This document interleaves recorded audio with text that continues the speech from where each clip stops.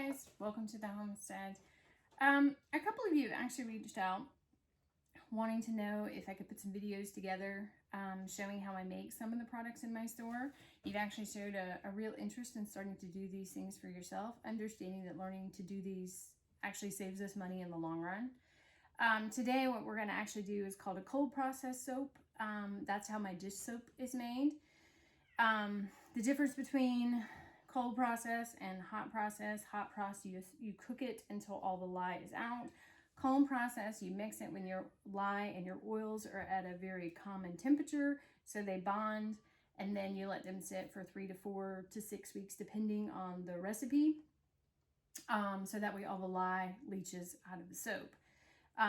You just keep kind of weighing it as it sits on your shelf. You weigh it. And as you can tell, the soap will get lighter and lighter and lighter. And as it goes through that process, right, that lye is leaching out in that cold process soap. Most of the soaps I have in my store, well, actually all of the soaps except for the dish soap, are hot process soap, which means I cook them until all the lye is out, right? And from a business perspective, right, that makes a lot of sense, right? Because I don't have to wait 6 to 8 weeks for these soaps to cure before I can put them out on the market. Usually I give it about a week to 2 weeks and then they're ready to go. If you order special loaves and stuff like that, I make them and give you, how to dry and cure them. Because I've actually had people reach out and want, thieves soap or, any type of thing that I don't carry in the store and don't want to carry in the store. I actually make those and then I send you home with their instructions of how to let them cure. Because most people don't want to wait 6 to 8 weeks for soap. But with the hot process, like I said, the great thing about that is you literally, if you wanted to, you could, as long as it sits up to 24 to 48 hours in your molds, you're ready to go. You can use it. The key with the hot press soap is the longer that it sits, the longer shelf life that you have, right? So if you let it sit 2 or 3 weeks and let all of the moisture evaporate out of the soap will get harder and harder and harder, and then it'll last longer in your showers, baths, etc. But like I said, today we're going to make the dish soap. Very basic recipe. We have 29 ounces of organic coconut oil, and then I have 1 ounce of organic castor oil, and then over here I have 9 ounces of distilled water, and then I mixed 5.4 ounces of lye into the distilled water. Now with this, what you're going to want to do is you're going to want to mix your lye first, because it's going to have to sit. Because when you mix that lye into the water, your temperature is going to jump from room temperature water to somewhere between 180 to 220. This is why it's critical to have gloves on, goggles on, and please wear shoes, because I don't know how many times I have burned my feet not even thinking about it. Because the lye can actually spill. If it gets in between your toes and stuff, it can burn you. It's always a fun adventure. So now we have let our lye cool. Somewhere when I actually start to see my lye go down, and you can actually see, like when you originally mix it, it's going to be very, very cloudy. As it cools, it gets clearer and clearer and clearer. So once you actually start to see it take on that clearing, then you're going to want to start melting your oils. And I took both of these and I put them in a stainless steel pot on my stove, melted them down. Coconut oil is very easy to melt. Now here's the thing, in the summertime, if your house gets really warm, you're not going to have to invest the time in the melt because, well, it's already going to be melted. So at that point, you're just going to heat your oils up so you can get them very close in temperature. You need to wait until your lye is between 100 to 120 degrees. So usually about 120, I start prepping everything out. So by the time I get it together, it's right in that sweet spot in between 100 and 120 degrees. And I just use a very simple thermometer, stick in each one, to see where my temperatures are at. So these are actually perfect right now. So what we're going to do is we're going to take our lye solution and we're going to pour it into our oils. And it's going to be, you'll see it start to get a little cloudier. And again, with some of them, they react differently. Like when I do my hot process soap, it reacts very differently. You're going to need an immersion blender or a very good arm to stir and stir and stir. Let's just go ahead and stir it up here. If you wanted to, you could use an additional spatula or something to mix it together, but I'm a less is more kind of girl. And if I don't have to wash it, I'm happier that way. So what we're going to start doing is pulse blending this little bit by little bit. And you'll see the color start to change.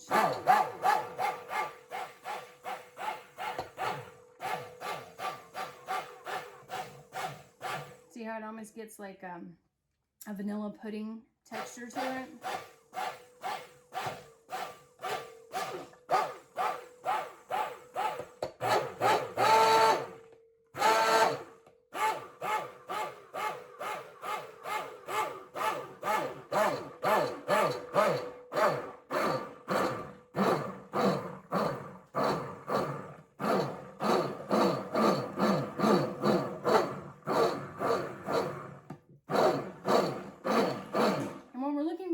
Trace. And the reason why we allow our oils to cool down and our lyes to cool down to where they're the same temperature, if you mix these too hot, you're going to get a false trace. If you get a false trace, then your soap is going to fail and you have to start all over. You can remelt, rework it, do all those types of things. So if it does fail, don't feel like you have failed. It's just part of the process, right? We have to keep messing with it. So, and trace is going to be exactly what you think it is, right? You're going to just keep kind of moving your stuff around the top of the soap to see if it leaves the lines and indentions, kind of like you're tracing your finger through the soap, right? Like you could write your name theoretically. We're not there yet.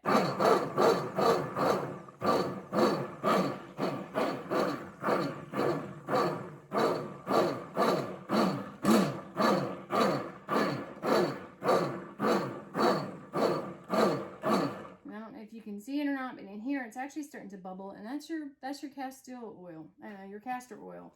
The reason that we're pulsing this when we blend it is because if you literally lay down on it, one, you don't have control over it, it splatters back. You've got hot oil, hot lye, all these chemicals in your face. Two, we do it because when you get into the more complex things like making liquid soap and soap paste and stuff, if you really do this and lay down on this, you are going to burn through your immersion blenders like you don't have anything else to do. So we just kind of keep stirring it around, seeing where we're at. We are still not at trace, but we're close.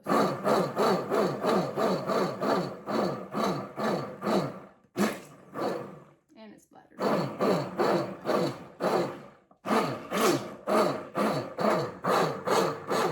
This is where goggles are important. So do as I say, not as I do.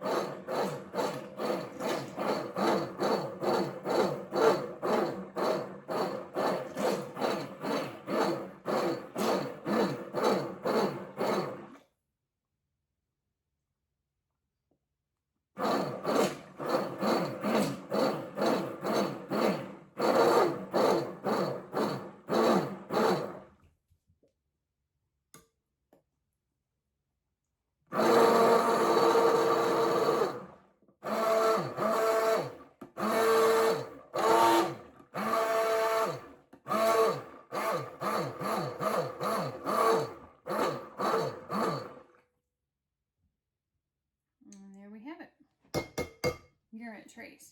So like I said, I can literally just take and push the soap and it holds the form that I pushed it to. If it's not at trace, it's going to swing back in. You don't want to go too far past trace. If you go too far past trace, your soap is going to start to set up and you're not going to get it into the molds. It will and can harden in the molds.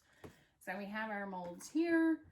So we're just going to take it and start to pour in.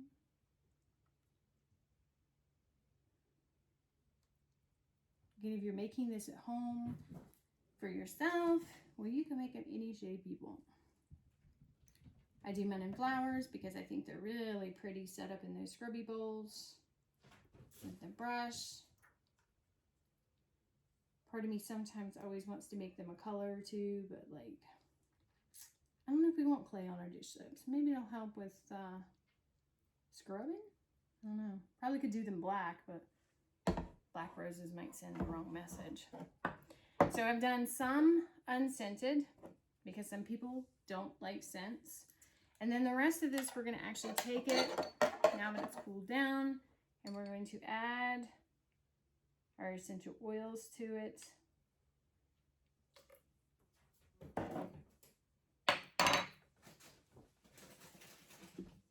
Always keep your tools handy.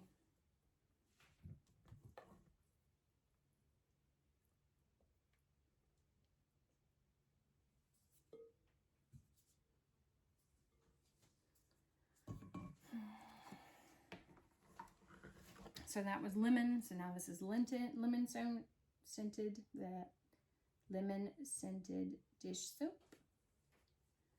And at your house, you can make it whatever scent you want. You want to do seasonal, you know, in the fall, you can make it smell like pumpkins. In the summer, you can make it smell, you know, however you want. Just make sure you use essential oils. Don't go through all this and swap back to fragrances. I know fragrances get a lot of hype. You know, they last longer. People can really smell them, so they like it, but in the end, they're just so bad for you. And then we'll take this one and we'll do our last one. And we'll drop stuff on the floor because that's how we roll.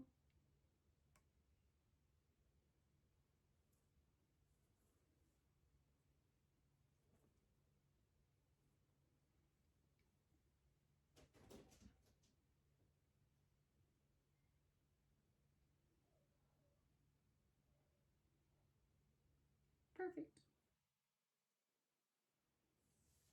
And this will actually set up. The great thing about working with soap, well, you don't need soap to clean it. So usually what I'll do is I'll just let this harden up and go to the sink, wash it out really nice. And that also kind of gives me a heads up of what it's going to look like. Because again, we're letting the lye leach out of these.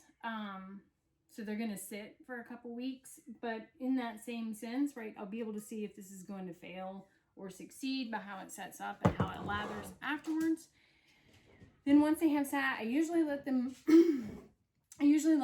kind of cool for a little bit. Again, in this process, if you mix them too hot, what ultimately is going to happen is they're going to rise up and they're going to crack. Doesn't mean they're bad. If they hold, they hold. But if you're going for pretty soap, then you want them to kind of slowly cool themselves. Once I see the top of it has cooled completely, I usually put a towel or a box or something over it, right, to keep insects from landing in it, you know, anything, right? Some freaking cat flying through my house, making a mess of it, anything like that. And ultimately, when you're done, you're going to end up with this. And they sit just beautifully. So you can take a scrub brush, and usually what I'll do, now the great thing about it is once you get them wet, they actually start to stick to the bottom of this. And you can take your scrub brush and turn it sideways and just let the soap fall in. Get your scrubby really, really soapy.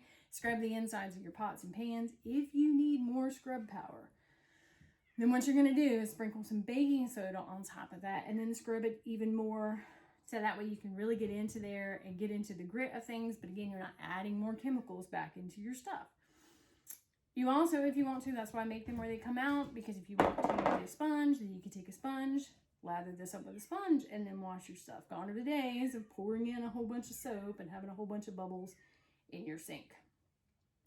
In the end, this is all about making sure that we know everything that's going into our body, whether it's our skin, inside, everything else. So I know that when my children are washing dishes or I'm washing dishes, they're not putting a whole lot of toxic chemicals all over the stuff that we're going to use. They're also not inhaling a bunch of fragrances and absorbing it into their skin while their skin is wet. So to me, there's a real beauty in learning how to do these things yourself. So I hope you found this enjoyable. I'm going to work on some other things that you guys might like. Drop a comment below of anything else you might want to see. Even if I don't carry it in the store, if I make it, I will happily do a video for you guys. Thanks for stopping by and have a great day.